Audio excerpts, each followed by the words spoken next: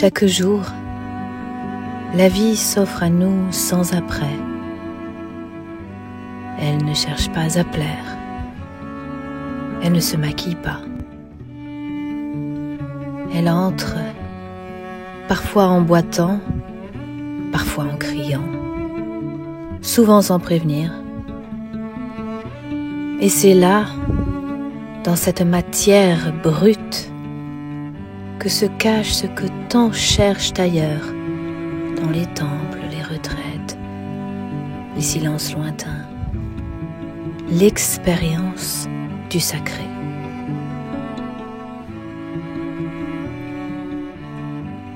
Il faut du courage pour faire face au quotidien sans le mépriser. Il faut une forme de ferveur nue pour reconnaître que la vaisselle sale est parfois plus exigeante que la prière.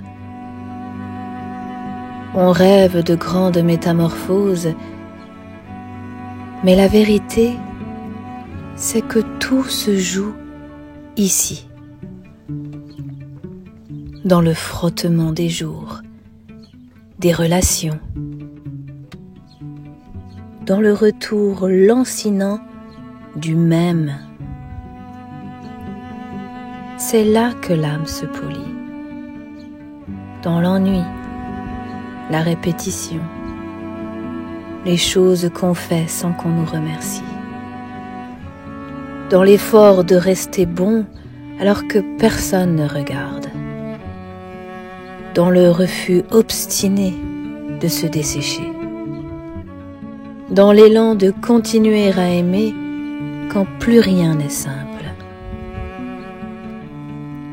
Il n'y a pas de lumière sans fatigue, pas de beauté sans engagement. L'existence est une matière rude. Elle nous râpe, elle nous use, mais si l'on accepte de ne pas fuir, elle nous traverse de son feu. Pas un feu qui brûle et détruit, mais un feu qui éclaire de l'intérieur, qui transforme peu à peu la plainte en chant, le geste automatique en offrande. Le spirituel n'a rien d'éthéré. Il est charnel, âpre, engagé. Il demande que l'on reste, même quand on voudrait fuir, que l'on parle vrai, même si cela tremble, que l'on ouvre la porte à ce qui dérange. Vivre spirituellement, ce n'est pas flotter au-dessus du monde, c'est entrer dans sa densité avec une âme éveillée. C'est faire la paix avec la poussière, la fatigue, les corps qu'on soigne, les tensions qu'on traverse,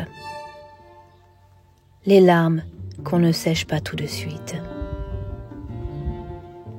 Et soudain, cela arrive. Quelque chose s'ouvre.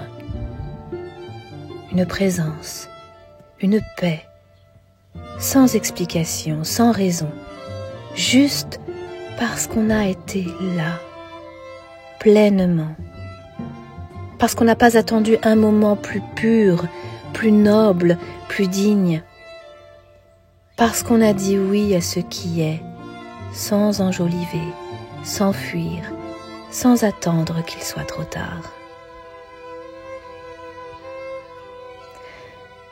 Voilà ce que peut être une vie. Voilà ce que peut être une prière.